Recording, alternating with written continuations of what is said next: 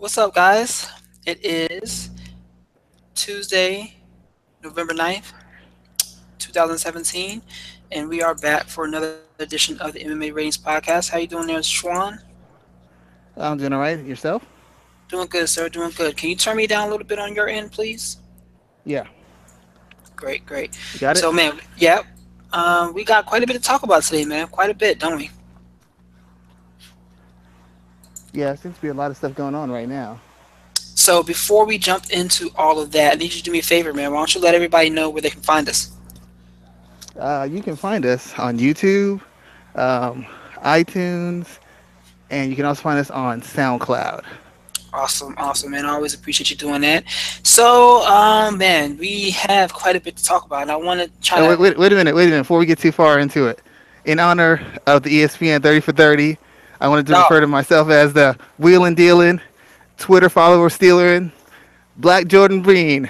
no, don't Woo! get me started. Don't, I forgot. I almost put in a whole separate section on just that 30 for 30. Man, like it's crazy. I know so much about Ric Flair. Like just period. I know so much about the man, but that it's just it, man. It almost brought me to tears at the end. Like it almost brought me to tears at the end. I'm thankful alive. I'm thankful he was alive to be a part of that. Um, gosh, like I Yeah, just don't. imagine how hard that would have hit if he would have died when he was having those health issues, like a couple weeks right before it was Yeah, released. yeah. I mean, I can't even put it into words. Talk about how important that guy has been to my life from a sport, like not as a historical figure, just from the fact that he just a huge star, huge crossover Yeah, I mean, star. he It's like influenced it's people. I mean, there's people who are motivated by actors who play superheroes or certain roles, like they built their whole life around what an actor's done. Ric Flair, he was that guy. He was good with the girls. He was stylish, and he was tough. Who didn't want to be Ric Flair? I mean, who didn't want to be the man? You're like that's Conor exactly McGregor right. wanted to be him. That's his whole act. He still does. I mean, he still Yeah. does. Like we can that can be a whole nother show. I'm not sure how I'm going to cover that. That could be a whole nother show by itself. But Ric Flair is like that 30 for 30. If you have not watched it, go watch it. Sit down, spend the whole hour and a half, spend the whole hour and a half watching it, and just enjoy it. There's no other way to really do. Like, don't be on the phone, don't do anything or anything like that. But just sit there and watch it and enjoy it and embrace it. Even if you're not a wrestling fan, just sit there and watch the whole damn thing. Oh, I know. I'm going to watch it at least two more times this week. I guarantee you that. Yeah, definitely. Like I definitely plan on watching it again as soon as I possibly can. But with that in mind, let's go ahead and let's look at what happened in the world of mixed martial arts. We got quite a bit to talk about because there's just so much that's been going on since Saturday, where we had UFC 217 and three new champions, three title fights, three new champions, and all three by pretty impressive stoppages. Let's start with Michael Bisping and GSP, where we saw George St. Pierre come back from 4 years away from the sport. 4 years away and then snatched away Bisping's title in like pretty clear fashion. When I watched the fight, I was thinking that he was definitely slowing down. He started looking bad. I thought that I was having questions. You and I were talking about it on Twitter right there on the spot. We were having questions about how he was looking, and he landed a clean. And I think all three champions won by left hook too. All Yep. three guys.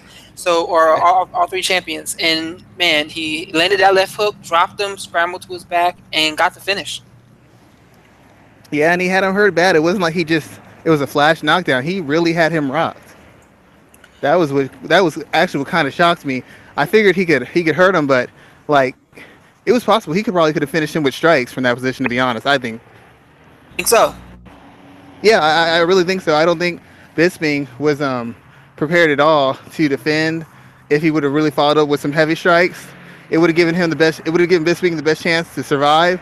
But I really think he could have finished with strikes because when Bisping went down, he went down pretty hard. He didn't just get flash knocked down; he was getting right back up. He was sitting on his butt for a minute.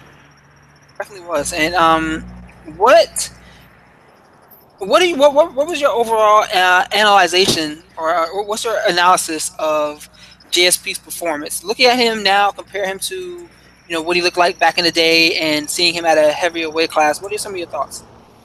Well, the main thing when we first mentioned this fight, the first thing I told you was like GSP is not a dumb guy. He's not one of these dudes who's about ego and who's about being an athlete. He's gonna take fights that he knows he can win because he's a mixed martial arts athlete. He's like almost a scientist. His goal was to win the fight, and he, how can I put this? He looks really good because he prepares like a professional. Throughout GSP's career, especially recently towards the end, he was working on his game. He understood he was losing a step. He understood he wasn't as dominant as he used to be. So he started shoring up all the holes in his game, all the different skill sets, so that he'd be prepared when he came back. And that was the difference. GSP had an answer for every sort of circumstance he could be in. Michael Bisping did not. So when GSP wasn't as fast as he used to be, he knew how to handle it. When he got tired, he knew how to handle that. When Bisping put some pressure on him, he knew how to handle that. When he was getting beat up from the bottom, he knew how to handle that. Because the way he prepares is in a manner that has an answer for any possible situation you put him in. He's not just going to depend on being tough, being athletic, or being a cardio machine. He's actually going to go based off actual skills. So, looking at how well he performed across this fight on Saturday, what do you think's next for GSP? Do you think he stays at this weight class? Do you think he goes back to 170? I was even listening to him talk about going down to 155. What do you think he goes and what's next for him? Well, according to the contract, he's legally bound if he's going to fight Whitaker next. I don't know if that's the best fit for him because even though GSP is truly prepared in the best ways possible, and he's a true technician and he's a true strategist, the fact of the matter is there's still limitations to what he can do. And Whitaker's a big middleweight. And Whitaker is a guy who hits really hard. Bisping's never been a big power puncher. He's never been an elite athlete. Whitaker is an elite athlete with real size and real power. I don't know that even with all his strategy and his seasoning, that he can put Whitaker in a position where he could actually defeat him. He'd have to convince me that A, he could hurt Whitaker, and B, that he could handle Whitaker's power when Whitaker hits him back. So just from a matchup point of view, it's a really bad fight. And we've seen George get beat up. We've rarely seen George really get hurt or really get knocked out. And I don't know that he wants to leave on that note. I would think the best fight for him would be facing Conor McGregor, to be quite honest. That would be the smartest and best route to go if he's thinking about making a legacy and making the best money, because Conor he's the crossover star. He's the big superstar. He's like the new GSP. And if he beats him, even if it's not the biggest win as far as a technical aspect, it's a big win as far as name and notoriety. It's the kind of win that essentially puts him in the books across different sports, not just in MMA, but every sort of combat sport. That's the kind of fight that might break the Floyd Conor McGregor record. That's the kind of fight that was going to be remembered in popular culture, not just MMA culture. And anybody who really pays attention to popular culture knows there's a difference between what's popular in MMA and what's popular among the world and other people who aren't hardcore stands for the MMA. And I wrote about what's next for him earlier this week when I think he is. I mean, in my opinion, I think that the next fight should be against Conor. It's a money fight. Yeah, it screws up two divisions, and it really throws a lot of things out of whack for middleweight and lightweight. Can you turn me down a little more? I can still hear myself on your end. Yeah, go ahead. Still throws off a lot of things for both sides of the divisions with middleweight and lightweight, but the UFC is about making money. I mean, they are certainly about making money, and while it's unfortunate that this fight, if it did happen, there's no way they could probably get a deal done by that December 30th card, which is still looking for a main event. But if it was me, this is how I would start off 2018. Set the pace with a big fight between the two biggest stars in the sport right now, and just get it going from the jump. I think that would be the move that they make. I couldn't see them putting him against Woodley. I couldn't see them putting him against Whitaker. I think those are two guys that he clearly doesn't want to fight because he sees the danger that both of them pose, and I think that that's a fight that both of them would win. I mean, you don't really have too many other options to go outside of that. Well, the biggest problem I have with the MMA purists who are like, well, he has to defend the belt. The thing about it, and we've had this discussion before, a discussion that most podcasts don't have. There is the actual sporting aspect of it, But to keep the sporting aspect going, you have to have stars. You have to have what they call tentpole events that you can use to push the company forward and to sustain the company when they're not making the most money they need to make. They're not making as much. GSP versus Conor McGregor helps do that. I understand Whitaker's position. He wants the belt, but let's face it, um, him fighting GSP, that's because GSP is a money fight. Tyron Woodley, as much as he talks about being an honorable champion, the fact of the matter is they had to make him fight Thompson. They had to make him fight Maia. As soon as he won the belt, who was he calling for? GSP, Nick Diaz, Nate Diaz, Conor McGregor. He wasn't trying to defend it against the next ranked welterweight. He wanted the guy who's going to bring him the payday. And the fighters take that into consideration when thinking about their own careers, but they don't take that into consideration when they're talking about the financial well-being of the company. The company needs to make money.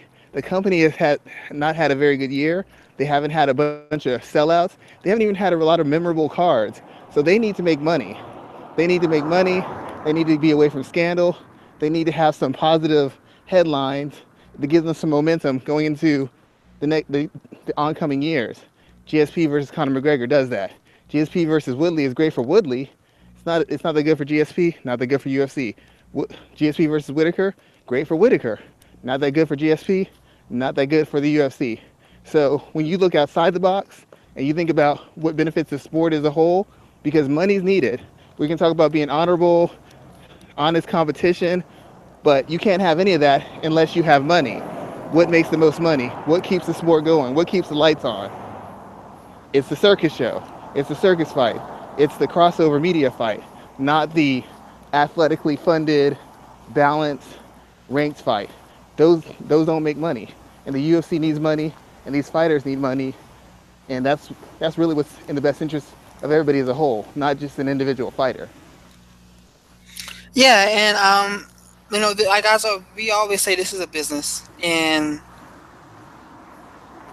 it's crazy that in this business, people forget that it's a business. And but at the same time, that business is usually impacted by what entertainment value fighters bring to the stage. And right now, man, there isn't any bigger value than GSP Bisping. Excuse me, GSP McGregor. We see that. Everyone is aware of that, and I would be amazed if the UFC isn't even talking about this. I mean, Dana White said Robert Whitaker is next. There's no questions about that. But how many times have we seen that situation that change? He also said that Floyd Mayweather isn't going to fight Conor McGregor. That happened. He also said that Conor McGregor was going to defend the featherweight title. That didn't happen. He said Anthony Pettis was going to get a title shot almost 10 years ago. That didn't happen. So many different things he said did not occur. So I find it hard to believe that they aren't talking about getting GSP and Conor McGregor together.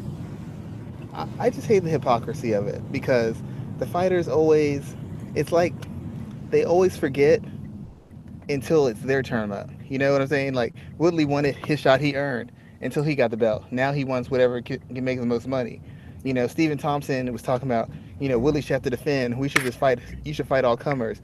But now that Stephen Thompson's in a power position, he doesn't want to fight all comers. He wants to protect his position so he can get back to the title. Demetrius Johnson says he just wants his props. You already get your props. What you want is to get paid for the level of skill you showcase and the dominance you showcase. It always comes down to money, and the only time they say it's not about the money is when they're not in position to make money. Exactly. Anytime someone says it's not about the money, it's always about the money. Yep. Oh no, I would do this for free. No, you wouldn't. Because if that's the case, why are you crying about the fact that your kid can't go to school they want to because you don't get paid enough by the UFC? I thought you said you do it for free. Why are you crying? They should just be honest about it. Everybody sells the I'm a warrior. It's not a sport. It's a blood sport. Until it comes time to get paid, then everybody's like, I'm a pro athlete just like LeBron. Warrior. Which one is it? There's a difference. You have to admit that it's a business, and a lot of the athletes, the reason they catch so much flack from the fans is because they keep downplaying the fact that it is a business. And that's where the fans kind of get confused. Like, okay, yesterday is a business, now you're a warrior. Yesterday's about money, now it's about honor. Which one is it? And every fighter, once they get in a position of power, starts flip-flopping. I'm sure you noticed it. Yep. So let's one before we move on to talk about the other title fights. What are your thoughts next for Michael Bisping? Do we see him maybe take one more big fight? What could that big fight be for him at this point in time, or does he decide to fade away from the sport? Honestly, with Bisping, given given Bisping's history, his lack of athletic talent, and the accomplishments he's had in his career, I don't see really the point of him trying to take on any rank contender. He should just do like fun fights or exciting fights. You know, like maybe fight Machida or fight Weidman. I don't really see the point of him trying to move up and fight for a title again. He's already gotten the title. He defended it, which a lot of UFC champions have never done. He got the big money fight with GSP. He made a good account of himself. He's overcome all his physical limitations, and he has a reputation as being a clean athlete who took on the best of the best and has fought the most time in the UFC. And he was a grinder. He got the most out of his talent. Like, what else is there for him? I don't really think he's in the position for a title run, coming off all the injuries and all the mileage on him from all the fights he's been in. It just seems there's no purpose. He's already an analyst for the UFC. What's the purpose of continuing fighting unless it's just what you want to do? But if that's what you're going to do, just take fun fights. Stay away from Whitaker. Stay away from Romero. Fight Machitas, the Weidmans, the Gastelums, maybe Silva again, and then call it a day and move on with your career. Hmm. Definitely call it a day and move on. And what do you think his place is? Um, where do you see him? I was listening to Luke Thomas today, and he was being asked that question. I definitely see him as. I mean, do you even see him as the best English fighter of all time? Yeah, I think he's the most influential for sure. Is he overrated? I'm not going to call him overrated per se. I'm not going to go that far. But what are your thoughts on Michael Bisping's career as a whole, if he was to call it quits after this fight? You can't call him overrated because nobody, to be quite honest, even at his peak, nobody considered Mike a top end talent, nor did they really consider him a top end fighter. He was a guy who was ranked high because he beat the elite. Throughout his career, what was the knock on him? He was like Donald Cerrone. He could never beat the name guys. He lost to Chael Sonnen. And it might have been when he was on drugs or whatever. The fact of the matter, he lost. Lost to Sonnen, lost to Belfort, lost to Henderson. He was never able to get the big win. Lost to Tim Kennedy. Then he'd find some way to lose. Lost to Luke Rockhold. He didn't have his first name win until he beat Anderson Silva. And then he followed it up by beating Luke Rockhold. Those are really the only two names he's ever beaten his entire career, to be quite honest. So he's never really an elite guy in the true sense of elite. He was known as a guy who was an overachiever, who was a guy who didn't have top end world class athletic talent, but got the most out of everything he had in his body. He made improvements, he pushed himself, and most of all, he persevered. He's the guy who got further along than he should have based on talent. Based on talent, he should have been maybe a top 15, top 20 fighter. But through perseverance, never giving up, and always believing in himself, he was able to reach the pinnacle, which is being a champion and actually successfully defend his belt at least once as a champion. Even though it was against an old Dan Henderson, the fact of the matter is he still got the job done. So in my opinion, he's going to be looked at as the most influential English fighter because he was the first guy to open the floodgates. He was a tough winner, world champion. I mean, there is some, from a certain perspective, you could say he's a Hall of Famer because of where he came from, his consistent success, how many fights he's had, how many people he's beat, the fact that he won tough when it was really a newer show and it was still considered a farm for talent, and he won a middleweight championship. So based off all those things together, he could be a Hall of Famer. But based off of pure athletic ability and who he beat, I wouldn't say that he'd be a Hall of Famer because he didn't beat enough elite guys. But based on his impact and how far he's reached across the MMA community, as far as he's been an announcer, he's been a fighter, he's been a champion, he's been a spokesman, he's been a guy who helped build the sport in his country. Put all that together, he's a Hall of Famer. Very true. I definitely do. I do think he's a Hall of Famer, especially with the ambiguity that is in place to even become a Hall of Famer. I'm not going to argue that point at all. I think it'll be interesting to see what's next for him because I don't see a fight that's that valuable for him at this point in time. Like, what do they do with him? I don't see anything that really kind of captures anybody's attention at this point in time. But yeah, he's I mean, definitely think a about his special. page, his wallet. Yeah, Where else is he gonna make GSP money? he's There's no not. one else no one else. So let's go from there, and let's segue into talking about the co-main event where T.J. Dillashaw came back from being knocked down in the first round and basically, I don't want to say shocked the world, not shocked the world, no, that's not the right term, but he cleaned out Cody Garbrandt and got a big win, taking away the bantamweight title from Team Alpha Male. What are your thoughts on this fight there, and what did you really see in the first round, and what shifted in the second round for TJ to get that win? Well, And the biggest thing before was you start, excuse me, go. turn me down just a little bit more on you. I can still hear myself. I can still hear the actual echo. All right. All right, go ahead. Yeah.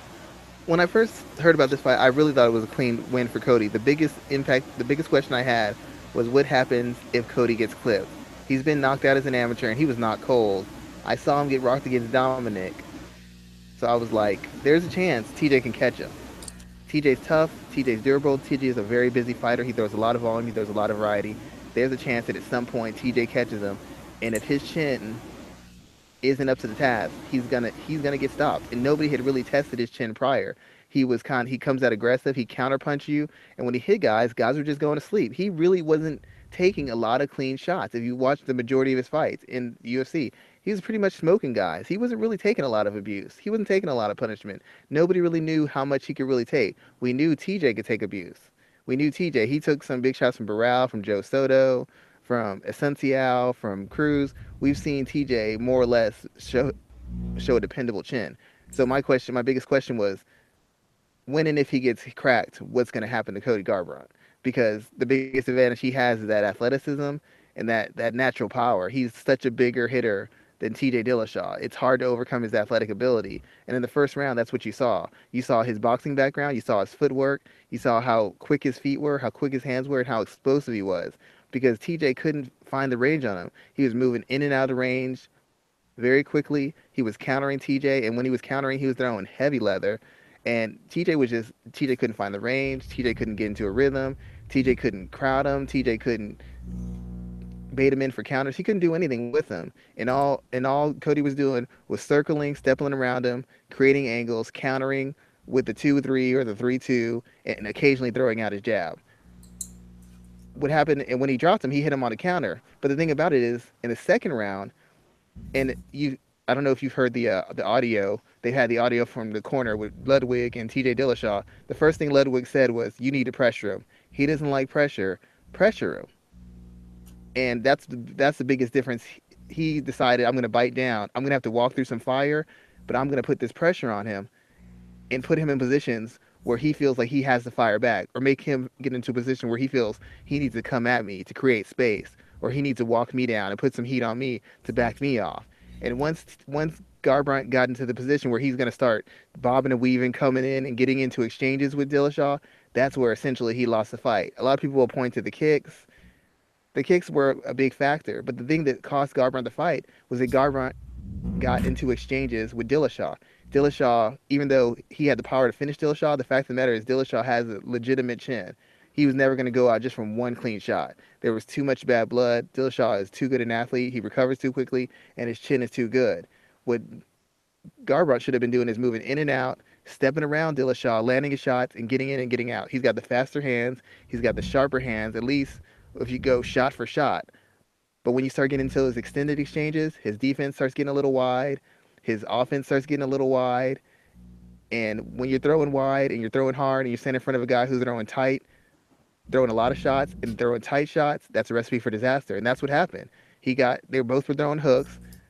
TJ landed clean, and that was it. The fight was done from that point on. And in my opinion, it was a matter of him allowing the pressure that TJ was putting on him to get to him, and deciding he needed to impose his will on TJ and take the fight in the fight the second round. If I recall correctly, in the fight he said, "You're not making it out of this round." And there was no need for that. TJ didn't have the foot speed, TJ didn't have the footwork to consistently get in, control him, or to pressure him. If Garbrandt just would have worked the angles, stepped around him, come in and out on angles, I don't believe that TJ ever would have had a chance to get an exchange with him. The only reason that exchange happened is because Garbrandt was looking for the knockout and was willing to engage in the exchange. And when you don't have a world class chin, you don't necessarily want to engage in exchanges, especially when you're facing a guy who has a world class chin. So, and it's funny that you mentioned that counter that he dropped Cody with. That was the same punch that he landed in that video. So, I mean, you saw it there. Everyone saw. That's kind of like the first thing everybody knows. Like, damn, that was the same exact punch, same exact situation that he landed at and dropped him. So, I mean, that kind of caught us off guard, and I thought it was going to be all downhill from there. Well, if you remember when they first talked about the video, they always said, "Well, I knocked TJ out." Then when you see the video, you saw that he dropped him. So essentially, history repeated itself. He dropped TJ, and TJ was able to continue to fight. And only in this case, TJ was able to turn the fight around and get that knockout. I think, I think a lot of the case was Garbrandt and Team Alpha Male figured we know TJ, we know how he is, we know how he's going to react, we know his temperament, and that may be true. I'm not going to deny that. It's clearly true, but that works in reverse too. Garbrandt knows how you are. He knows what strikes a nerve with you. He knows where your limitations are. And the thing about Dillashaw's been training with Ludwig. He's gone to different camps. He's been training with a bunch of different fighters. He's been expanding his skill set. Even though he's a very aggressive guy who likes to go to war, he's a very cerebral fighter. That's why him and Dwayne Love would get along together because they're very cerebral. They're very thoughtful. They look at numbers. They look at situations. They look at theoretic concepts, all related to combat. Dillashaw, Garbrandt's a little bit more straightforward. He's more of a I'm going to come do what I'm going to do. I'm a fighter. That's going to be the difference. I'm going to outfight you. I'm going to outscrap you. I'm going to knock you out. I'm a better athlete. I'm a better fighter. I'm a savage. I'm going to do that. Ludwig and Dillashaw, in my opinion, had a better idea of what Garbrandt can do and what he couldn't do. And during the time that Dillashaw's been out of the camp, Garbrandt hasn't been forced to show a lot more than what he's already showed to us before. Now, none of us knew, most of us didn't know that he could box the way he boxed, and he would outbox Dominic Cruz. T.J. Dillashaw had gone tons of rounds with him. He'd seen him spar a bunch of times. He knew what Garbrandt can do as far as his footwork. He knew what he could do as far as his punches. He knew where all the holes were, and he exploited them because Garbrandt doesn't have the chin necessary to get him out of trouble when he gets himself in trouble, and he hadn't rectified certain key things in his game plan that would expose his chin. You know, one thing, I'll give you an example. He has a great jab. Every time he threw the jab, he landed on TJ. He could have controlled TJ with that jab. He could have feinted with a jab, come over the right hand. He could have feinted with a jab, jumped in with a leaping left hook. But he never established his jab. He just flicked it out occasionally. How do you have that good a jab and you don't learn how to use it and diversify it? How do you not keep a jab on somebody who's got that many tools and throws that much volume? The jab alone disrupts you. It keeps you out of the range you want to be in. It breaks up your rhythm. Even if you're not landing to the face, jab to the chest. That throws off kicking range, that throws off the setups, that throws off the angles, that throws off everything. Jab into the body, come over the top. Garbrandt has a beautiful jab. He did not consistently use it at all in that fight. And that's another thing that cost him. But while Dillashaw was refining his game and growing as a martial artist, Garbrandt was essentially the same guy he was before. So he didn't have anything new for Dillashaw. He didn't do anything that Dillashaw wasn't expecting. He in fact made it easier because the minute Dillashaw pressured him, he started pushing back. And he didn't have to do that. He should have kept letting TJ pressure, move around the cage, let TJ walk into a shot, just the same way he did in the first round. Let him walk into a shot. Historically, TJ's defense is awful. Everybody who fights him rocks him. Everybody who fights him lands clean, hard shots on him. All you have to do is show some patience, be deliberate in what you're doing, control the distance, and he will walk into power shots all night long. You just have to be patient enough, and he'll give you something. But Garbrandt couldn't control himself. He didn't like the pressure. Well, let me get back on him. Let me push him back. Not push him back with feints. Let me come in there and start swinging wide, and he got countered. Plain and simple. So TJ, just like he knew TJ knew him. The only difference is TJ added a couple more layers to his game, a little bit more precision, and Garbrandt was essentially the same guy TJ had been training with 2 years ago. So, what do you think is next here? I personally, and I wrote about this for MMA ratings this week. The outcome of this fight actually makes the DJ versus TJ fight a little bit more compelling in my eyes. The bantamweight division is kind of in a flux, especially with the news that Dominic Cruz is out against Jimmy Rivera at UFC 219. So the division is kind of at a flux. There aren't really any new top contenders available, and the idea of TJ having a belt makes this bout much more intriguing, in my opinion. Would that make you want to watch the fight, or is that something that you think that should not happen yet, and that they should be given an opportunity to both get one more fight and kind of build this moment up? Well, the first time they were thinking about having this fight, I didn't really I was on Team Mighty Mouse because I was like, he's right. And then we talked about on our show, TJ doesn't even have a belt. Like, what do you bring into the table? You lost as a champion. What do you bring into the table? But now that he has a belt, and now that he's coming off a win, a dynamic win over someone who everybody thought was going to be a dominant champion, that matters. And if you take out the loss to Cruz, TJ's on quite the win streak. He's essentially been unstoppable since he's gotten with Dwayne Ludwig. You could essentially say he's undefeated since he signed on with Ludwig. Hmm.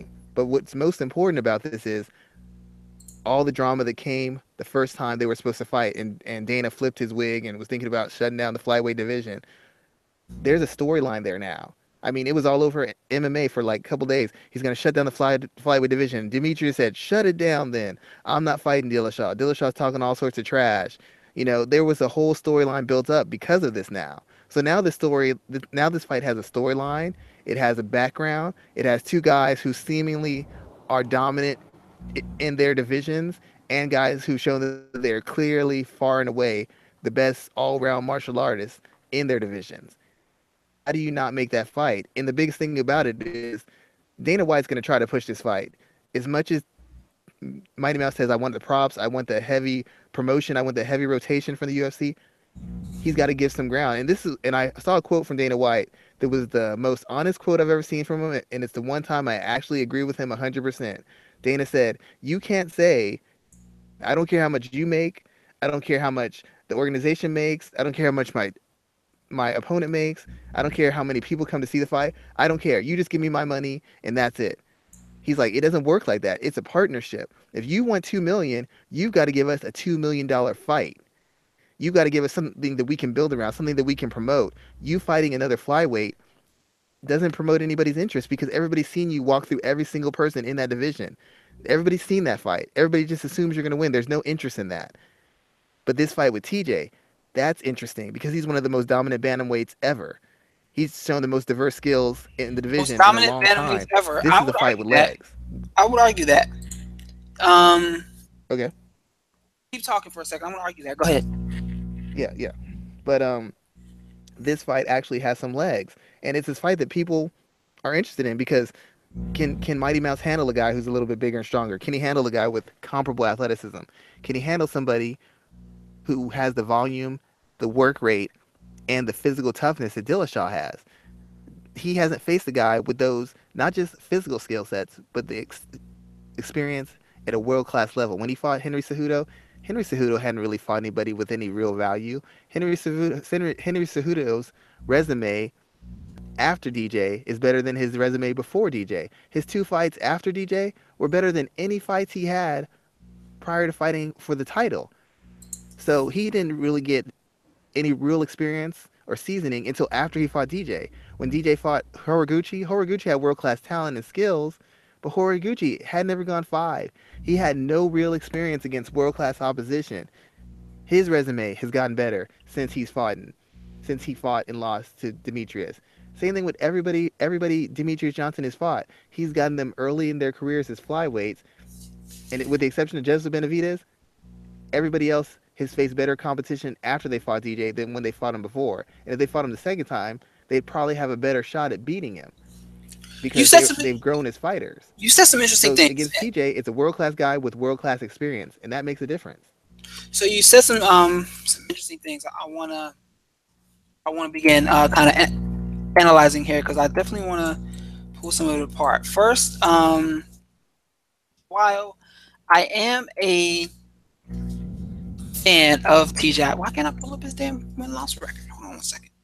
While I am a fan of TJ here, let's pull up his win-loss record because you said he's one of the most dominant bantamweight champions of all. And I mean, I wonder. I wonder if that's. I'm not gonna say I wonder if that's true, but I wonder if that's true because not only did Cruz come to mind first. I mean, obviously, he's going to kind of stand on top of that list, regardless of who you are. Another name popped into my mind too, as well, and that's Miguel Torres. Because a lot of people forget about what Miguel Torres did as a bantamweight and as a bantamweight for the WEC for an extended period of time.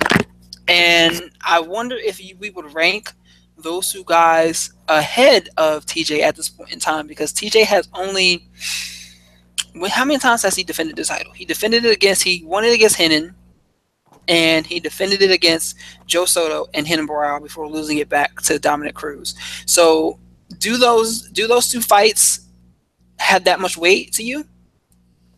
Well, the reason the fight when he lost the main thing with when he lost to Cruz is most people, a lot of people, I'm not one of them, thought that he beat Cruz. It was that tight a fight.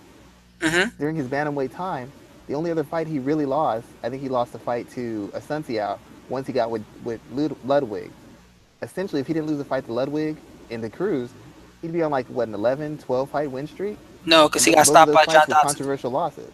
He got so if he didn't lose to Dotson, so let me see, 1, 2, 3, 4. If he didn't lose a Sunset, he'd be 1, 2, 3, 4, 5, 6, 7, 8, 9, 10, 11, 12, 13. Yeah, so if he never would have lost to John Dotson, he would be on a 13 fight win streak right now. And I also want to talk about what you said about DJ's never faced anyone with the skill set that TJ has. I think he has, but it's kind of it for.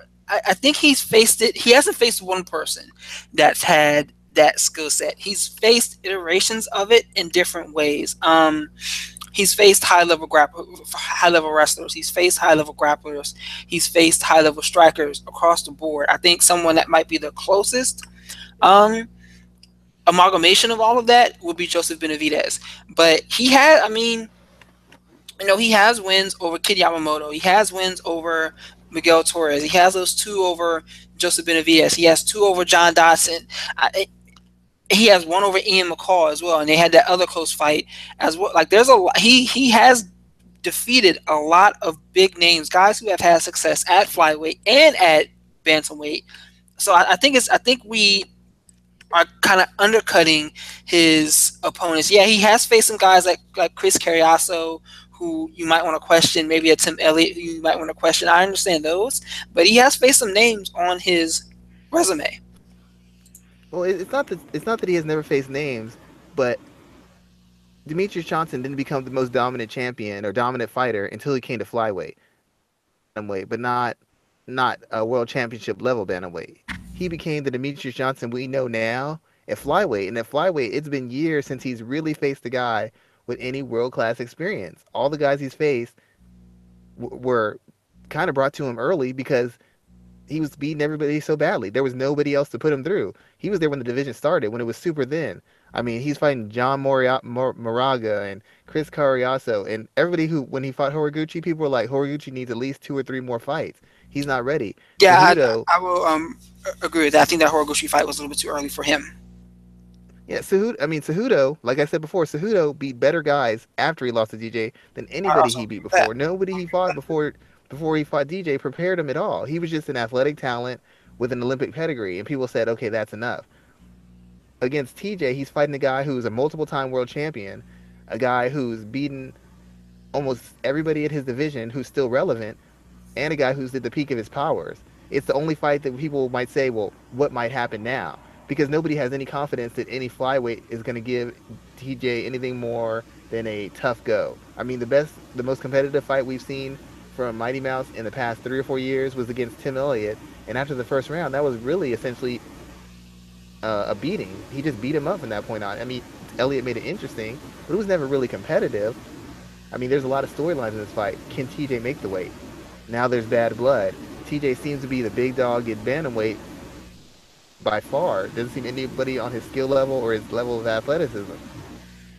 It's the only fight that Dana White seems interested in really promoting and really pushing. It really comes down to how badly does DJ want to be pushed? How badly does he want that top promotional spot, and how badly does he want the machine behind him? Because Dana White is making it clear, you want the machine behind you. You give us a matchup that we want. We want TJ versus DJ, so he can either give it to him and get the push he wants, or he can say, well, he needs to fight a flyweight and all this other stuff and be relegated right back to where he started, where he's not getting the push, he's not getting the big money. But Dana White's clearly stated what he needs to do to get big money. And even though Dillashaw's not a big star, it's a fight that generates interest. And when's the last time DJ's had a fight where you're like, man, I don't know how this could go? It's been years. It's been Yeah, like 4 years since you've been actually interested in how a fight with Mighty Mouse might go. I'm not going to disagree with you at all on that. Like I that this is the most interesting Mighty Mouse fight that's available right now. I'm looking for, hoping it does occur, so we can kind of get some analysis and see what's going on, like what really goes on in this fight. Because, I mean, yeah, I would gladly want to sit down and watch these two. It would be a technical masterpiece.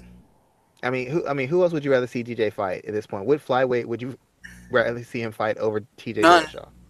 none. There you go. You got to give the fans what they want.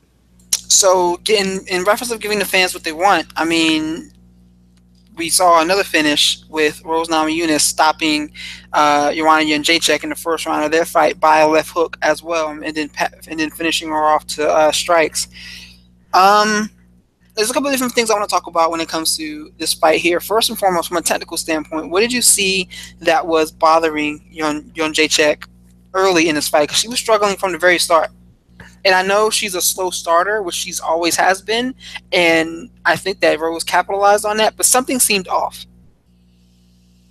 I had a theory that she's actually been having problems making weight for the past couple camps. I really believe that, to me, physically, she hasn't always looked good. Like, even back when she fought Gadelia, her last time she fought her, I was telling people, I'm like, how many more times can she fight this kind of tough a fight? And everybody's like, well, she didn't take a lot of punishment. I'm like, she looks ragged to me. She looks ragged and she looks exhausted, physically exhausted to me.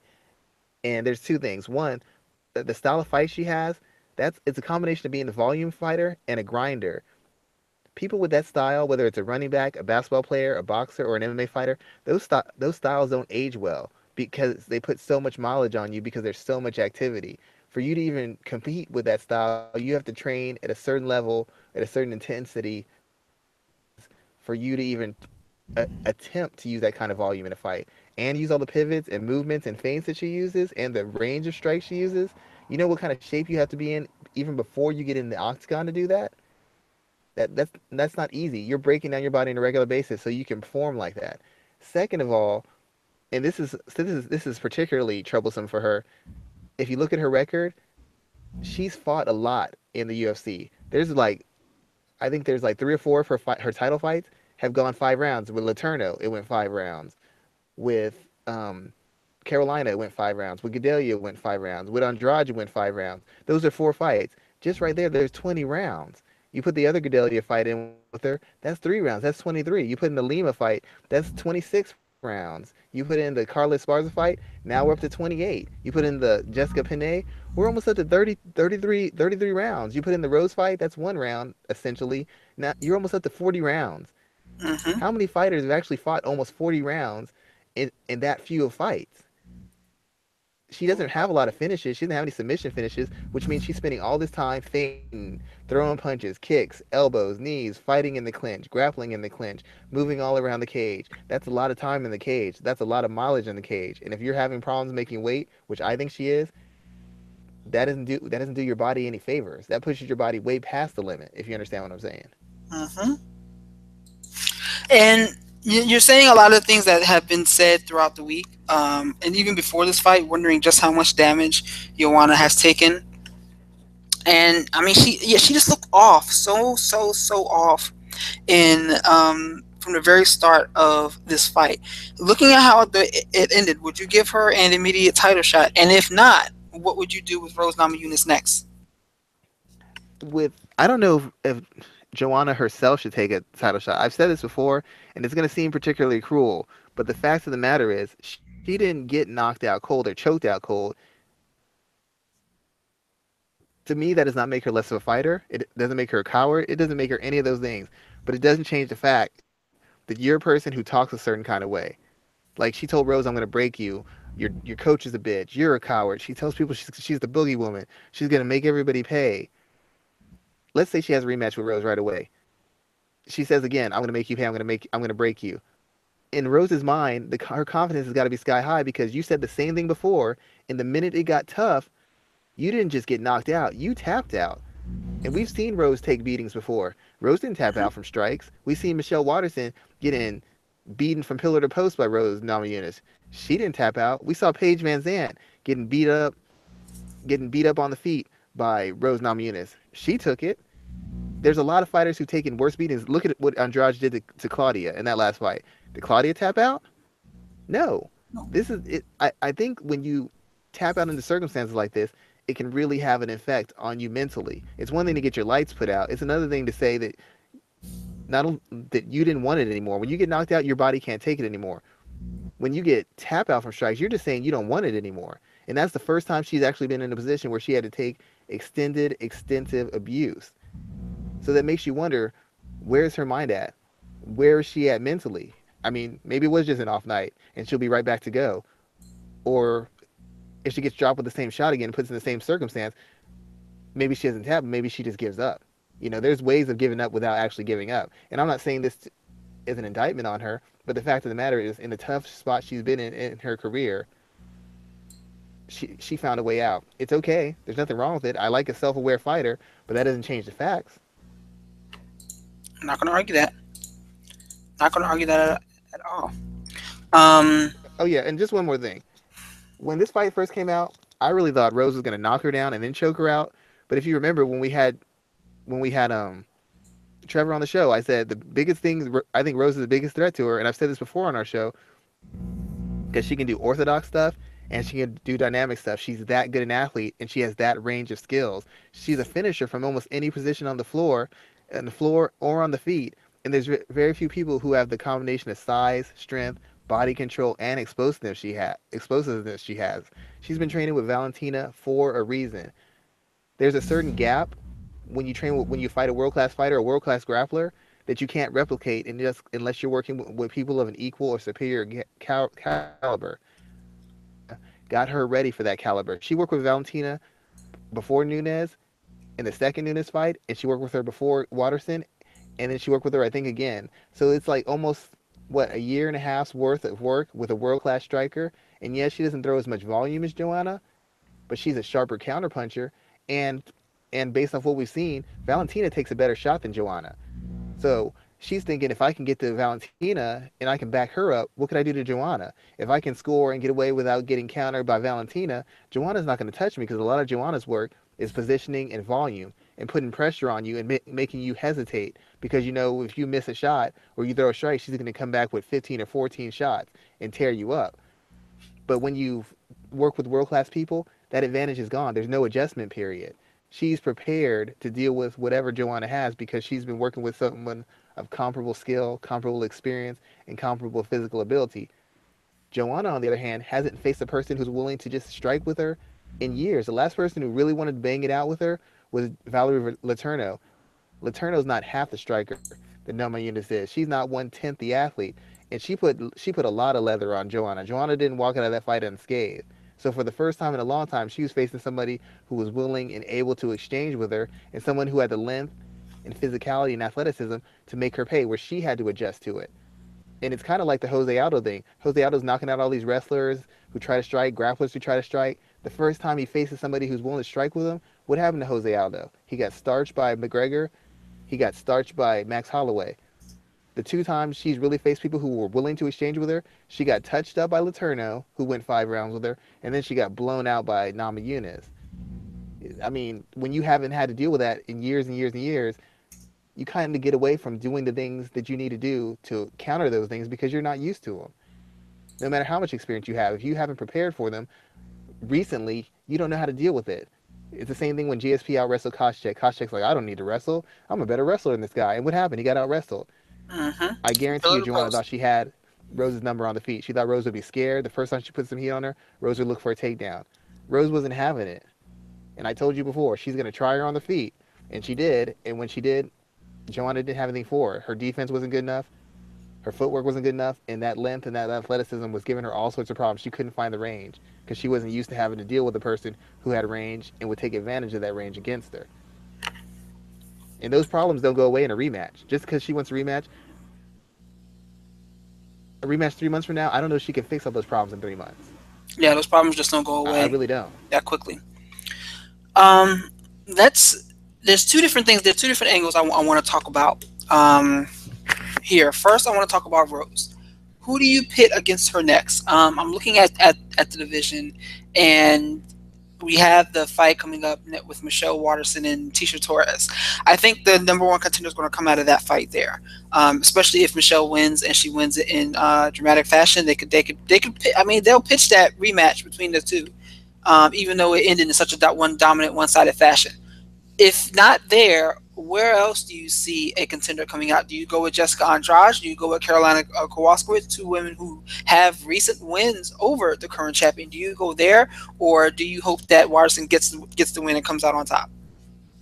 Well, Waterson or Torres would be a good fight because Waterson, well, first, Torres has fought Namajunas That's to twice. say, She won Torres one. has in a split, right? Yeah, so that's almost even Yeah.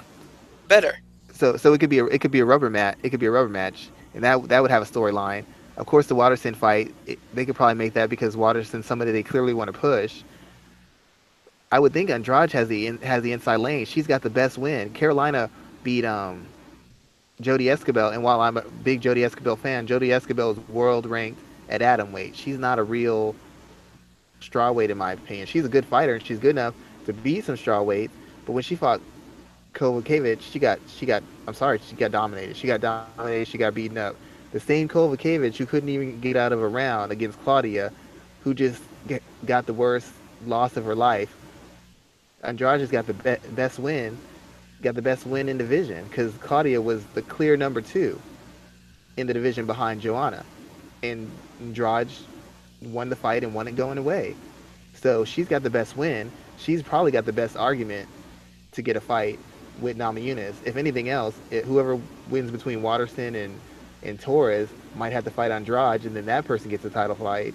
Or you could have Andrade fight Kovacevic, but I don't think Carolina can beat Andrade either. They're essentially the same fighter, except one hits really hard and is a really good grappler, and one is less of an athlete and isn't as good as a grappler, and doesn't have the physical strength that Andrade has.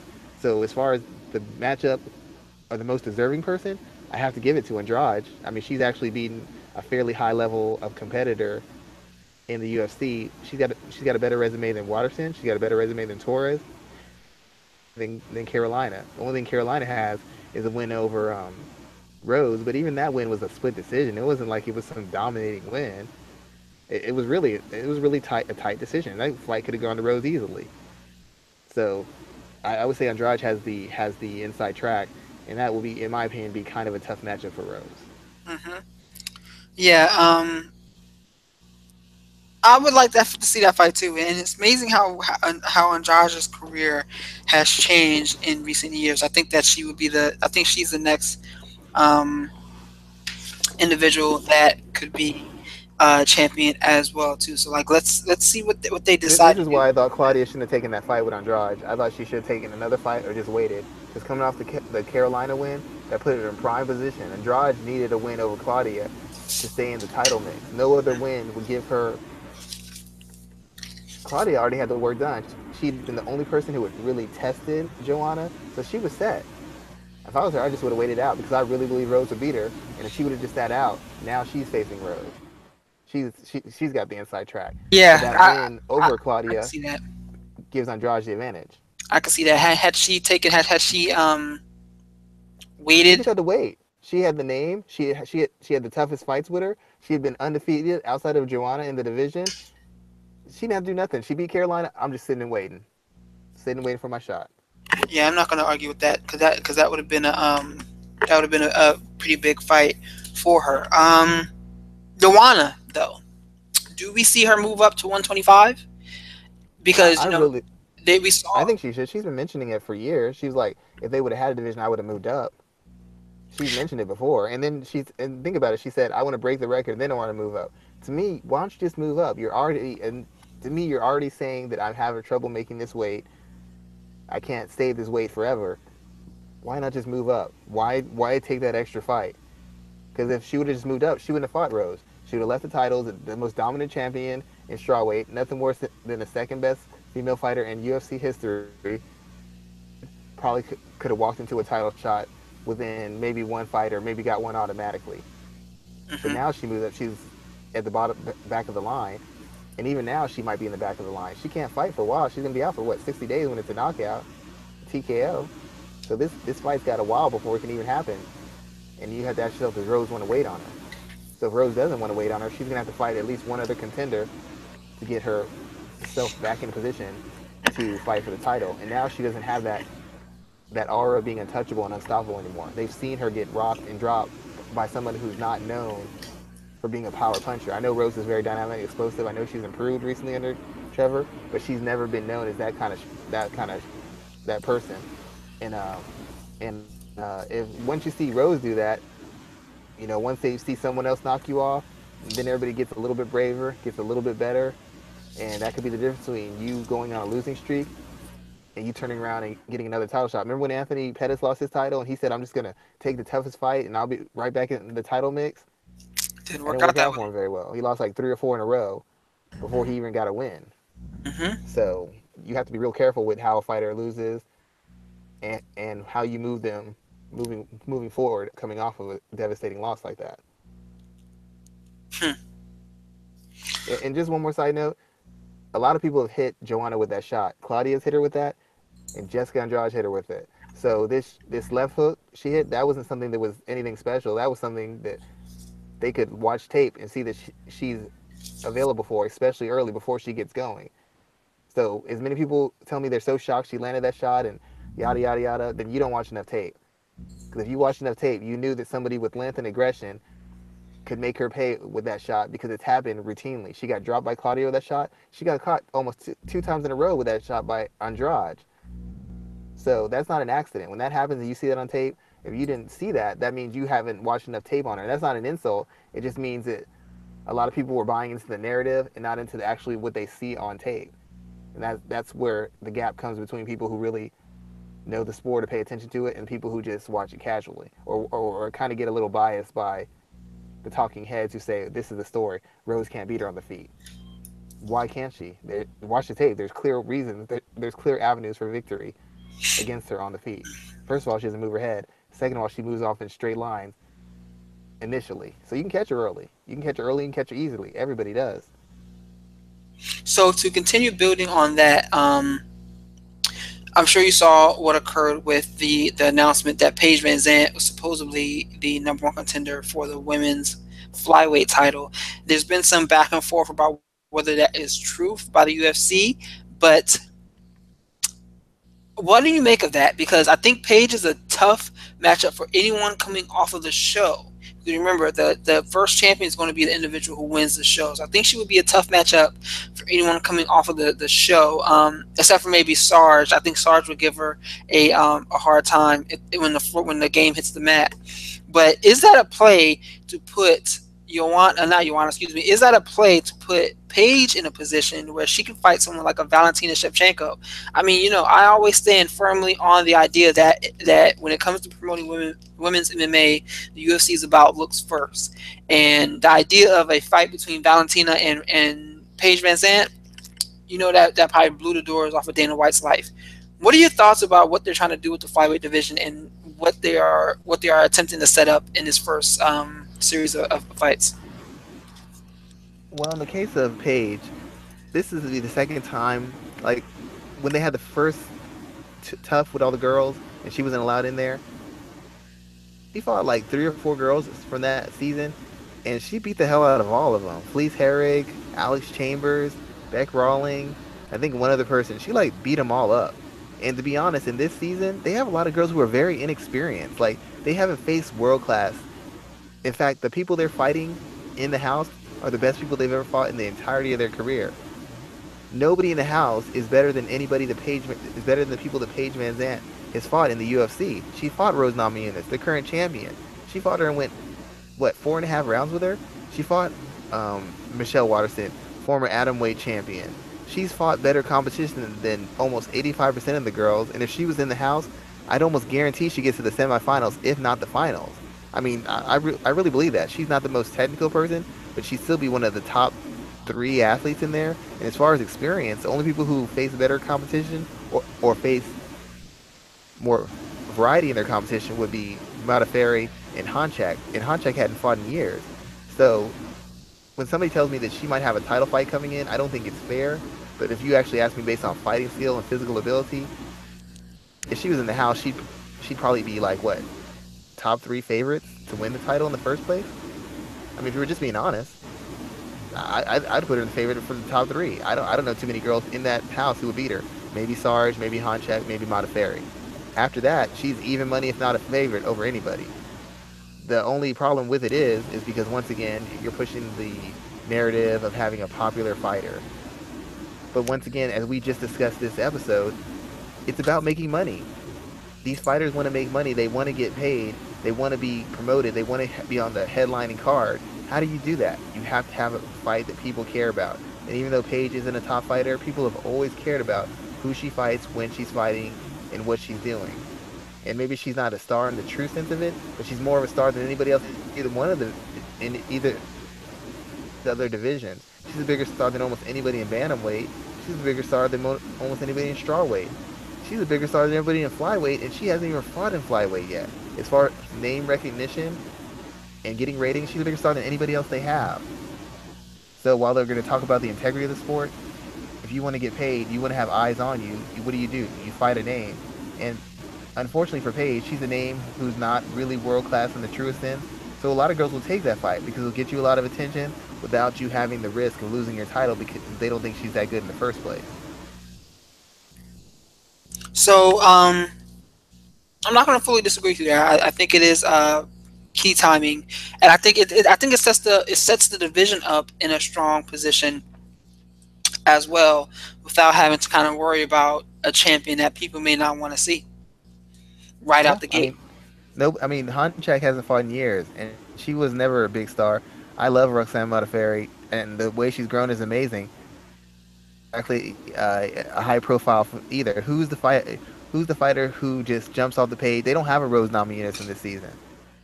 They don't have somebody who everybody's getting behind, thinking she could be the next big thing. Who's that person on this season? Nobody. They don't have one. Nobody's talking about somebody like, oh, she could be the next Ronda. She could be. She's gonna be the next breakout star. There's nobody on this season who's even a star equal to Fleece Herrig. Fleece Herrig's got a higher Q rating than anybody in this division.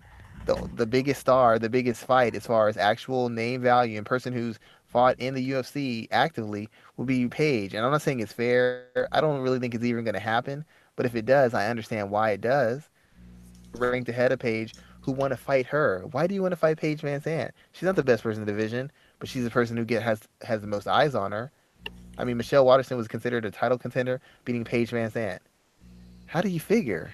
We all know Hmm. Paige isn't a great fighter, so how do you get one step from a title fight beating Paige Van Zandt? What sense does that make? I'm not going to argue that, man. I'm not going to argue that point there.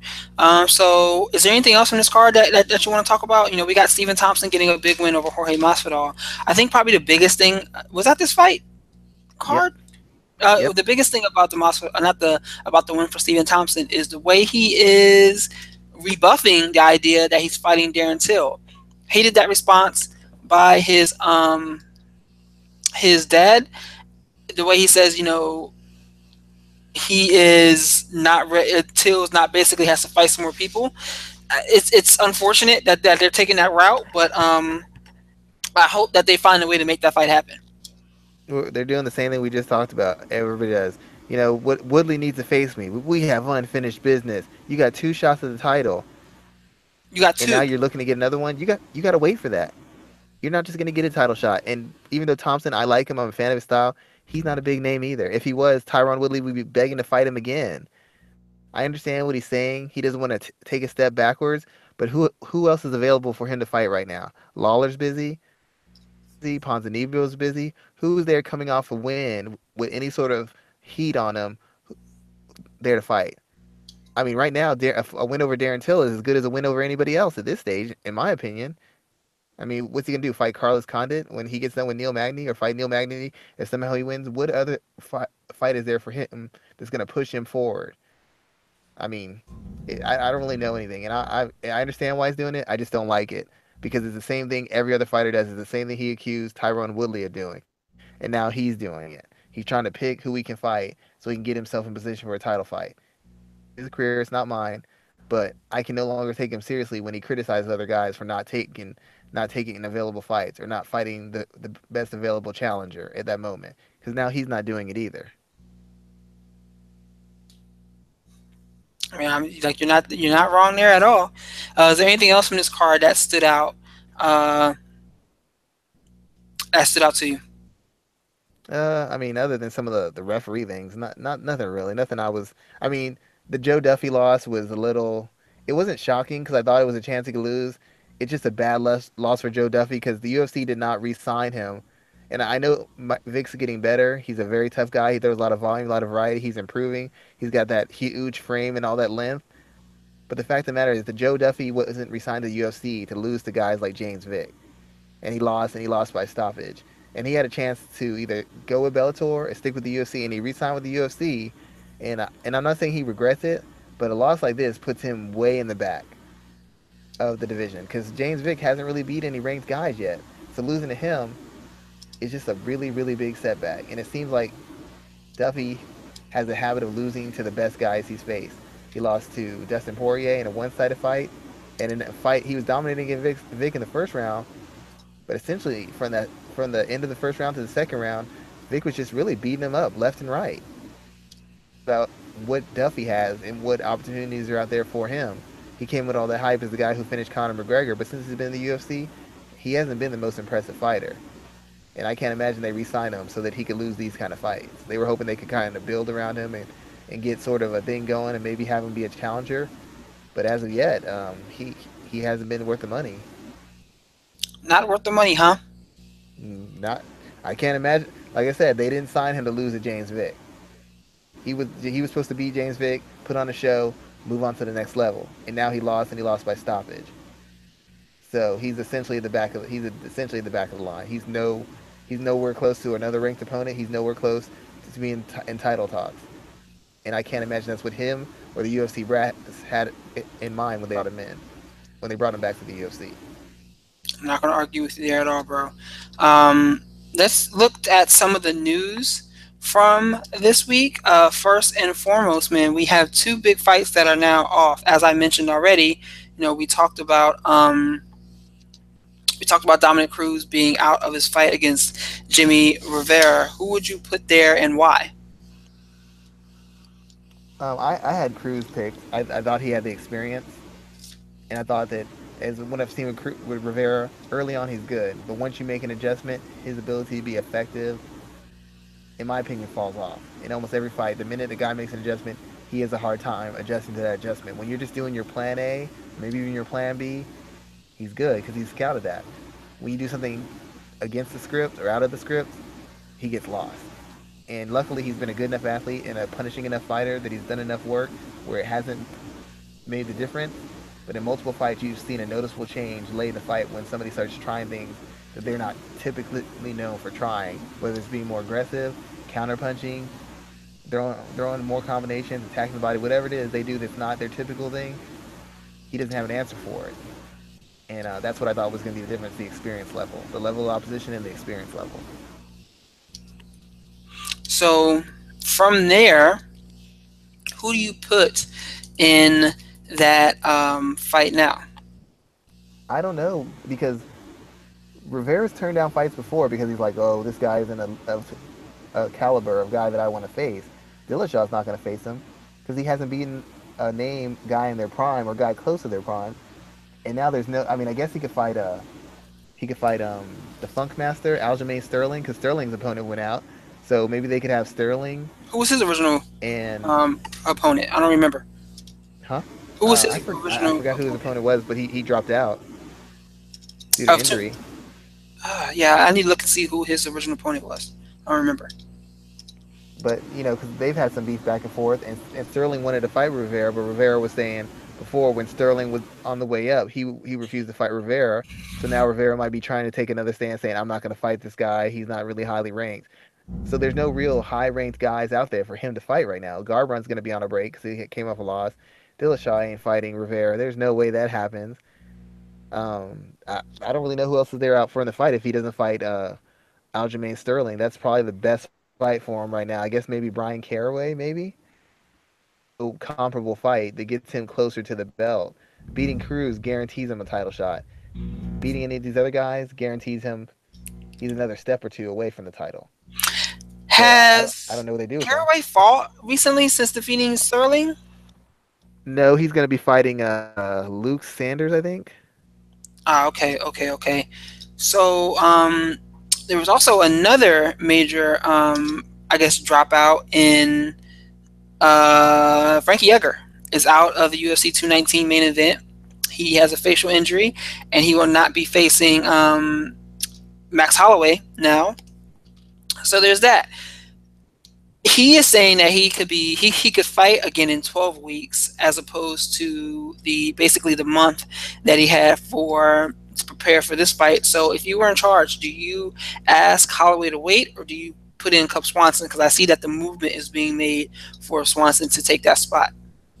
Well, they need a headliner for that card, and I don't know if they want to scrap that card because Edgar's off of it. I mean, because if you take that fight off it, then essentially you have Cynthia Calvillo versus Carla Esparza is a headlining match. That's a very good fight, but that's not the kind of fight that's going to draw any sort of eyes, and it's not the kind of fight at this point right now that's going to build like Holloway's on a roll right now as far as being a star. He's starting to get some acclaim. He put Jose Aldo away. He's talking about Conor, how he's one of the only guys to go the distance with Conor. He's kind of finding his groove and building up his brand and getting some momentum. They're trying to continue and build on that and hopefully put him in the position where he's going to be a star since he's already a world. He was an interim champion. Now he's a unified champion. Him to have to miss out on a fight because of an injury. They're going to try to make that fight happen. Is out there. I don't know about Cub Swanson. I think I might rather see Brian Ortega versus Max Holloway. Holloway already fought Swanson, and he That stomped name him. came up too. Brian Ortega So, I came mean, up as well. we've already seen that fight. Why not make it a new fight? Why not put him Brian Ortega? Brian Ortega is like won what his last 3 or 4 fights Yes, by stoppage. that is So it's true. 2 young guys on the way up. Why not take that fight? I had another name I wanted to throw in there. Tell me what you think about this. What about Chang Sun Jung? Is it That too would be a good soon? fight. Is he back? I thought he Yeah. was injured. I think he is back. I think he is. I don't think he's scheduled for a fight, but I think he is back. If he's back, I would take that fight. I'm not too keen. I like Swanson. It'd be if he gets a fight, I won't hate it. But he already had a chance. He could have knocked off Holloway and already been in the position. Swanson's always lost the fights he's needed to win to get to a title, so I can't really ever go with them. But Ortega has been on a win streak. He's the young guy. He's he's on a winning streak. I can see him going, or I can see Chen Sung Young. I can see him going. But I don't know that he's really back. If he's back from injury, it would be something that would pique people's interest if he's willing to take it. But outside of him, I'd go with Ortega over Swanson because I've already seen Swanson versus Holloway, and it did not go very well for Cub Swanson. It wasn't really even competitive if you think about it. Yeah, the only thing I like the idea of the Brian Ortega fight. My only thing is that I wonder if they would be cannibalizing a future contender. 'Cause I think Ortega has some star power there, and I think if they kind of breed him in the right way, he could be something bigger if he does face Holloway in the future. Yeah, I mean, from that is, I didn't even think about that. You have a young contender, a young guy who's getting some acclaim and getting some notoriety behind him. Do you really want to sacrifice him this early? That's a good point. I mean, if you're going to go by that logic, then then you go with somebody from the old guard. But who is it? Is it a rematch with Jose Aldo? Is it Cub No, Swanson? you Is don't it do Chan that. Sung Young? I mean, who do you go with out of those three? Because Young hasn't been active. Holloway's been super active.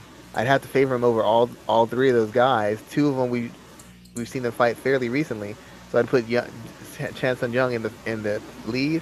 But I don't know that I believe that he beats Holloway at this stage. I've seen him have some improvements. He's looked good, but I don't know that he beats Holloway. But if Holloway wants to fight, they've got to find someone to him, for him to fight, which means they're going to have to go the veteran route if they're going to try and save and build on Ortega's hype, and they're going to have to go with a veteran. And the most likely one I think is going to be Cub Swanson. I can't imagine they do the Aldo rematch this soon after. The Cub Swanson fight was at least a couple years ago, Yeah, so it they was can at rather least recently. yeah.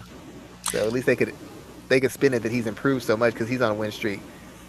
But I guess Aldo and Swanson would be the best options. All right, good, good. So another point I want to talk about this week was Zuffa boxing, and whether or not this is a real thing that we're going to see in the future.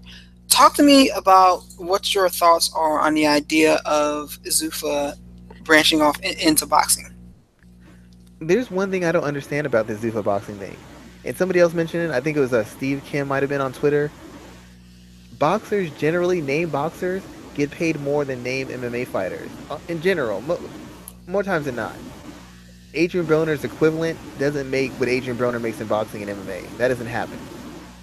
So my question is, how are they going to extend this to the MMA fighters who are getting paid this 3 to show and 3 to win and 10 to show to 10 to win when they're paying some boxer who might have less name value and even 50,000 or 100,000 just to fight, period?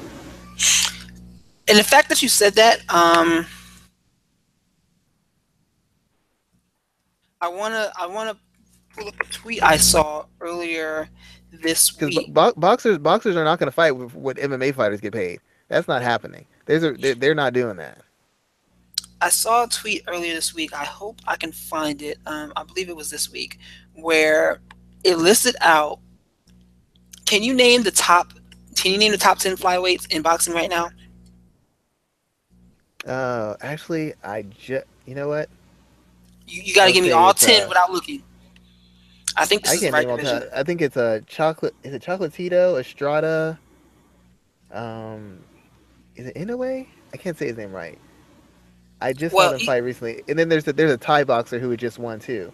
It's like Roma Chai. I can't remember his name. so either way, this is my point.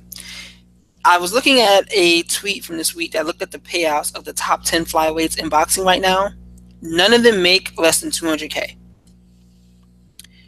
I guarantee you that other than Demetrius Johnson, none of the flyweights in the UFC are making 200K. They might not. The top 10 may not be making 200K combined.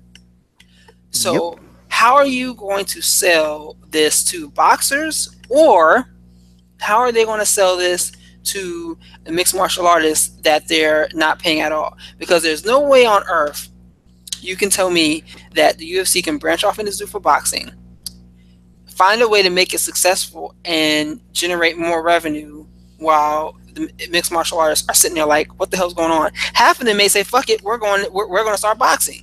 I mean, like, what? Like, there's no way they can I don't see how they can pitch this and pull this off successfully without creating a riot in their own roster. Exactly. And you know what? What backs them into that corner the worst? Because in boxing, there's multiple promoters. There's no one organization, so they have to compete against Top Rank, against Golden Boy, against Mayweather Promotions, against Rock Nation, even though they're not very good. They have to compete against all these guys, against Triple G's promoters, the Loefflers and K1 Promotions, and Eddie Hearn's promotional company. You have to compete against these guys for talent. And if you're telling them, I'm going to give you 50,000 a show and 50,000 a win, thanks staying up and no thanks. You have to show them the money. They're not just coming over to your promotion just because you're Dana White. You're going to have to put out money, which means you've got to compete. You've got to match. You've got to match contracts. The UFC is the highest paying in mixed martial arts, so they don't have to match anything. They set the market value. So like you said, you're going to have a guy who's a champion making 200,000. You're going to have a guy who nobody even knows on 200,000. We're not even talking about sponsorships because in boxing you have sponsorships. You get sponsored by beer companies. You get sponsored by car companies. You get sponsored. They're not going to be able to pull the. There's no sponsorship in Zuffa boxing. That's not working. That is not working. No boxer is going to give up the couple $100,000, if not millions of dollars they make for sponsorships. Canelo makes millions from sponsorships. Golovkin million. Mayweather millions from sponsorships. They're not giving that up for 50 and 50. There's no way. They don't have the. They don't have the.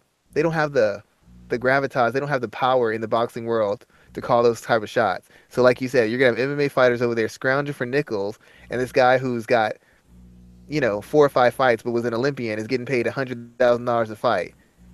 Doing here? What am I doing? And think about this: the biggest name in MMA. Where did he get his biggest payday? In He boxing. wasn't fighting in the octagon. In boxing, and this kind of, and you brought up money, which will bring me to the next news topic I want to talk about. According to her manager, Holm is out of fighting Chris Cyborg. Like, it's basically not going to happen.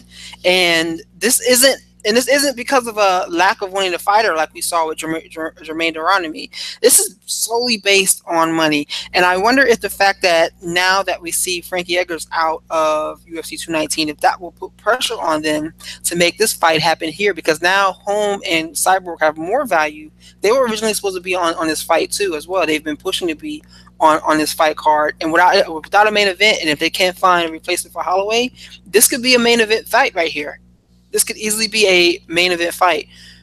What do you think about the fact that they can't get this fight made? And do you think now, with Edgar being out of that card, this fight should happen? First of all, I don't really believe Holly Holm wants to fight. The fact that she's demanding all this extra money or they want money tells me you don't really want the fight. I mean, you want it if they're going to pay you crazy. If they're going to pay you crazy money, you can pay me 100 million. I'll fight Mayweather. When you And start she's getting into just trying to crazy shore up. money, She's trying to shore up some insurance funds in case if she gets hurt. hey, that's the risk you take. You chose to be a fighter. You could have been a teacher. You could have been a loan officer. That's a choice you make. I mean, I'm sorry. It comes with the job, and I kind of blame Pone because I don't really believe she wants to fight.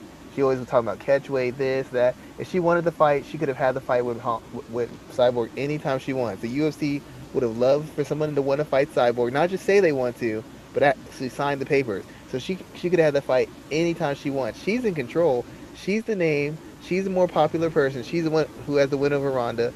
She's actually the one in control. She's technically speaking the A side, so she could get the fight whenever she wants. Kind of her fault.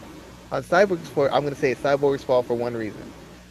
I understand Cyborg wants to get paid. I understand she wants to get paid the right amount of money, given her position as a champion and the best pound for pound women's fighter. But this is the way I look at it. When you're not the A side, you take what you're given, you get that big win so that you can move to the next stage of your career. Right now, Floyd Mayweather's the A side, right? He calls all the shots, doesn't he? All the He wasn't shots. the A side against he wasn't the A side against Oscar De La Hoya. Oscar De La Hoya gave him a plate full of dog food. He fought, he ate it, so that he could get in position to build his brand and have um, a career defining win. Sometimes you have to take short money to get ahead. Sometimes you have to be willing to take a risk to get to the next stage. And Cyborg isn't a name. She hasn't beaten a name yet. She doesn't have any real notoriety. She's known more of as a Wanderlei in a dress. She doesn't have any notoriety because she hasn't beaten anybody in like 5 years.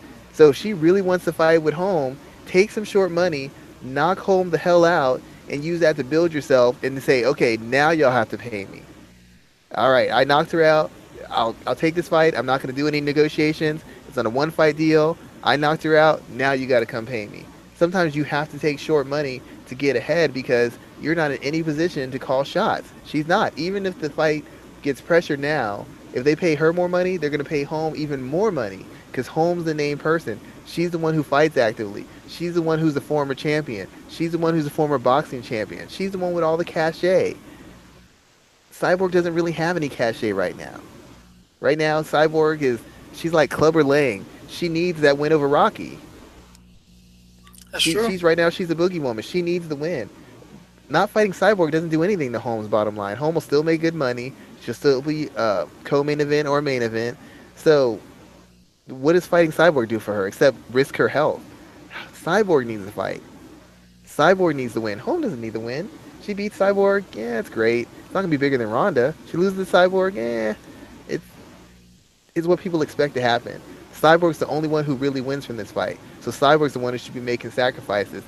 Take your short money, beat the hell out of Holly Holm, move on to the next stage. Now you can say, I'm the pound for pound best. I beat the girl who beat Ronda. Nobody else wants to fight me. But by trying to play hardball, she's not going to get paid more money than Holly. And if that's what she's expecting, sorry, it's not going to happen. That's not going to happen. Holly's not taking less money than Cyborg. Holly's in the driver's seat. So Cyborg has to decide what she wants to do. Does she want to fight, or does she want to get paid up front? Because she might get paid more, but she ain't getting paid more than Holly. I will guarantee you that much. I can definitely agree with you on that there. So speaking of fights, I want to go and before we close out today's show, we still got a lot to talk about. Let's look at UFC Fight Night 120, which is this weekend. With a pretty big main event. There's a couple of important fights on this card, but we have Dustin Poirier and Anthony Pettis. What are some of your thoughts about this fight here? And I want to talk about some things that Dustin Poirier has said this week. But looking at this fight here, how do you see it going down? Me personally, I like Dustin Poirier, love him to death. I think he gets hit too often, way too often, and Pettis is not someone you want to get hit often against. But what do you think about this fight here, and break it down for me? I know people who know Dustin. They say when anybody spars with him, he's just so good. He just outclasses the guy. He makes world class guys look like they're amateur lightweight fighters. The thing with Dustin is he's not consistent. It's easy to drag him into fighting the wrong fight. And as good as a fighter as he is, as many skills as he shows, multiple times because someone's challenged him or pushed back, he's fought the wrong fight. He fought against Michael Johnson. He's a way more skilled fighter than Michael Johnson. It's not even close. He got knocked out because he tried to exchange with Michael Johnson. He was running a seminar on Eddie Alvarez. But the way it did, because he hit Eddie Alvarez, started brawling and swinging and hit him a couple times, and he decided I'm going to bite down and exchange with Eddie Alvarez. Who the hell does that? This is the most ridiculous game plan ever. He's got all the skills necessary to beat almost everybody he faces, and he fights dumb fights. I know for a fact he was told to grapple against Conor McGregor. He didn't do it. He decided I'm going to strike with him. Why would you do that? Why would you do that when you have a clear path for victory? You've got his level of wrestling and his level of groundwork and ground and pound. Why would you choose to just exchange exclusively on the feet? Because you don't always have, even though you have a high level skill, you get caught up, goes out the window. Your fight IQ goes out the window. And that's what's happened to him routinely in the biggest spots. This is yet another big spot. And even though Anthony Pettis isn't the athlete he used to be, Anthony Pettis has never been knocked out. And even now, when he's taking shots and lots of shots, I haven't really seen him. He got stopped by Holloway, but that was at a weight class he shouldn't have been fighting at, and that was body shots. He's never really been just outright stopped. I've seen Poirier dropped, hurt, stunned, and rocked by guys who are not striker than Anthony Pettis is. I'm just going to go off athleticism. I'm going to go off of power. I'm going to go off of durability. All those things favor Pettis, and it's too easy to get Poirier off his mark, and I really think Poirier's chin and his ability to recover aren't what they used to be. I think Pettis still can take punishment. I think he can still go hard 5 rounds, 3 rounds. I don't think that Poirier can really take a lot of abuse.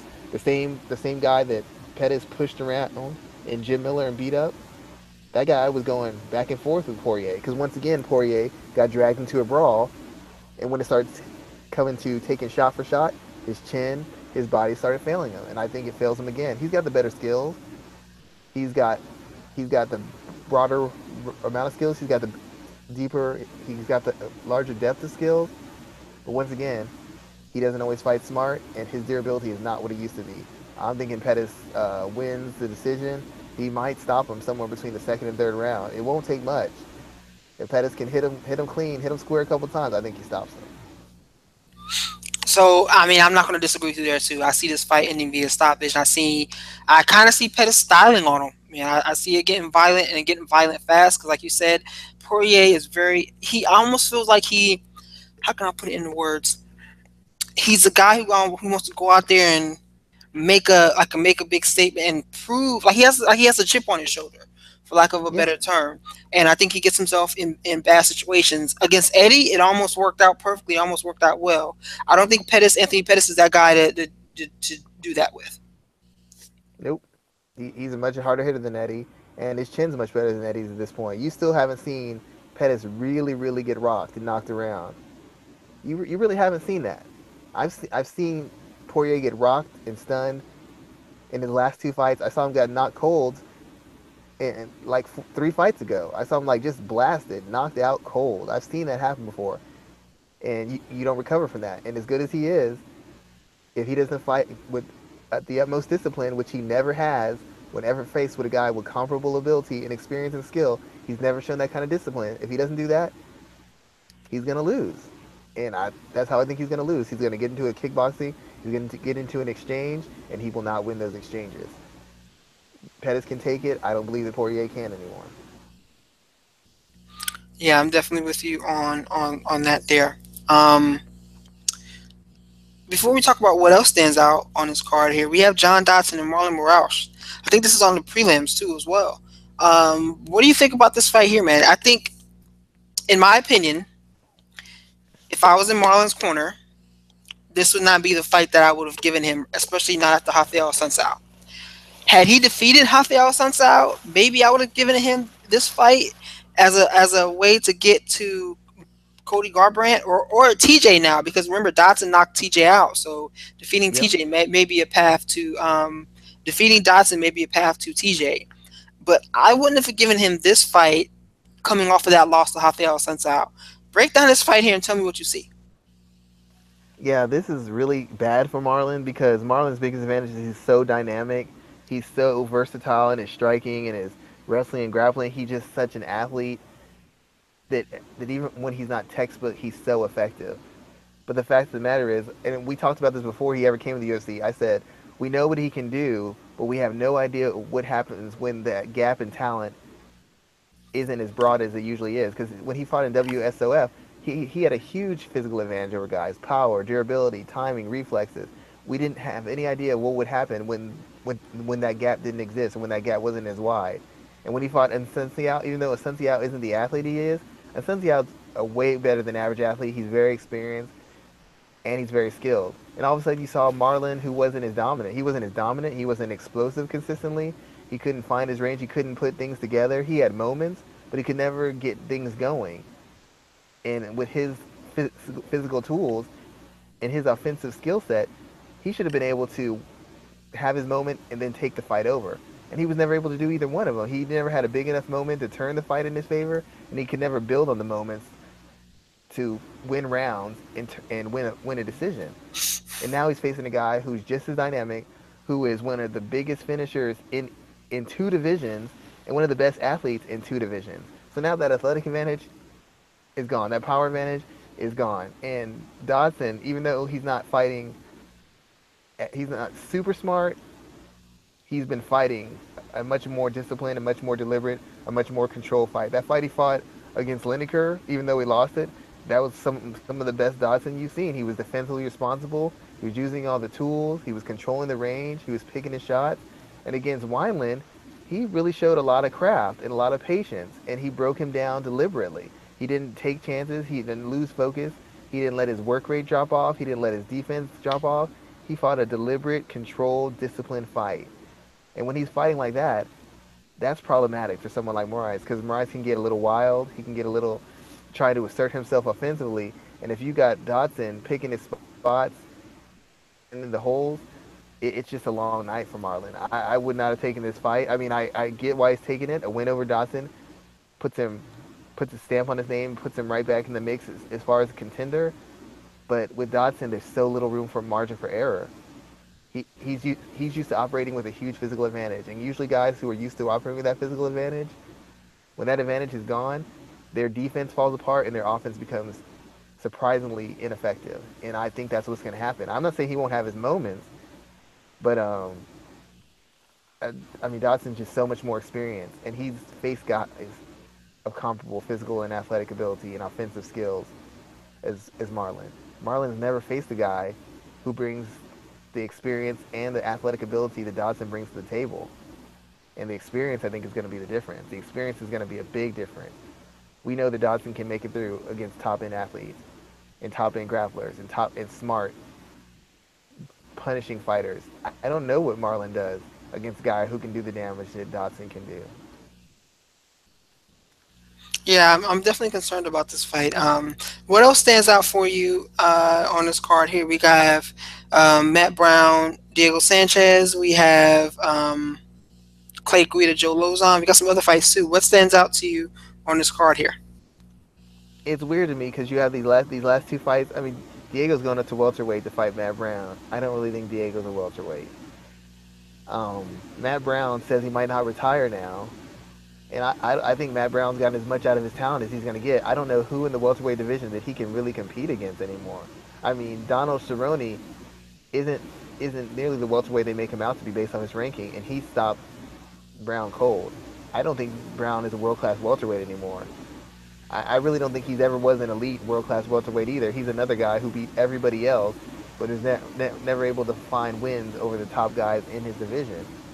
So I really think it's his time to either retire or get to a smaller organization where the level of talent and the level of skills is more manageable for him. And even though everybody's saying that Diego can't win this, I still believe Diego has at least 45-50% chance of winning this.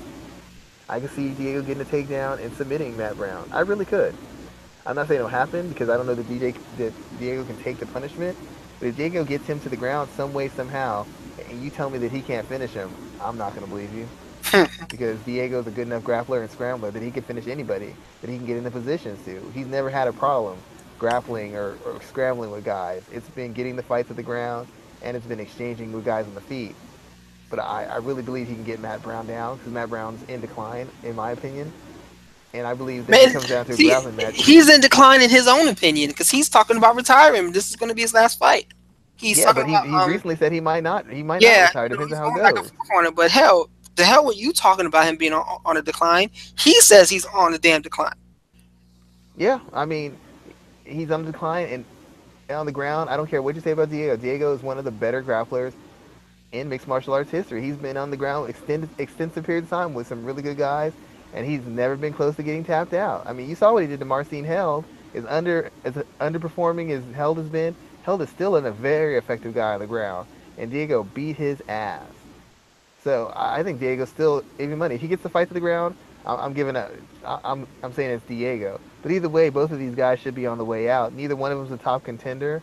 Neither one of them has shown the durability necessary to compete at a world class level, and both of them have been in a lot of punishing, exhausting to be subjecting themselves to this any further. Matt Brown's got a career as a coach. I don't know why he wants to continue doing this, but if he needs to, he's do it in a smaller organization with a more manageable talent level. As far as Lausanne and Guida, Guida's got to be coming close to his career, and Lausanne.